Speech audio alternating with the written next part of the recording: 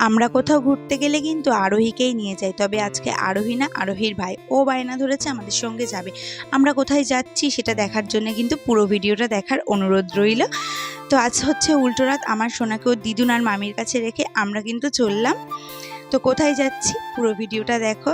Hello everyone, কেমন আছো তোমরা সবাই? আশা করি ভালো আছো। তোমাদের ভালোবাসায় আমরাও কিন্তু বেশ ভালোই আছি। তো আমরা কিন্তু চলে এসেছি হাবড়ার বিশাল মেগা মার্টে। তো কিছু শপিং করতে এসেছি। শপিং বলতে ওই আমার ছেলের জন্যই কিছু জামাকাপড় কিনবো, আর আরোহী আর অভ্রর জন্যে। তো কিছুদিন আগেই তো আমার ছেলের জন্মদিন হয়ে গেছে, তো তখনই আমাদের প্ল্যান ছিল যে মল থেকে কিছু জামা ওর জন্য কিনবো।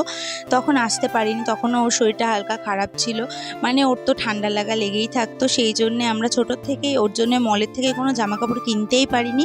তবে ওর মামা কিন্তু নিয়ে ওকে দিত।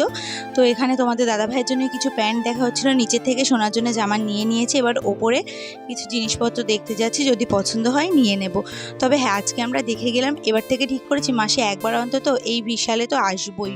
আমরা স্টাইল বাজারেই যেতাম সাধারণত, যখন আমার মেয়ে ছিল। ওকে তো একদম ছোট থেকেই মলের জামা পরাতাম। তবে আমার সোনার জন্য আজকে ফার্স্ট আমরা দুজন, মানে ওর বাবা মা হিসেবে প্রথম শপিং করতে আসলাম। তো খুবই মজা লাগছে, কি বলবো। তো যাই হোক, চলো, এখানে প্রচুর জিনিস আছে, এখানে কিন্তু সব কিছুই পাওয়া যায়। তো এবার থেকে আমরা ঠিক করেছি মাসে একবার এখানেই আসবো শপিং করতে। তো আজকের ছোট্ট মিনি ব্লগটা কেমন লাগলো অবশ্যই জানিও। টাটা।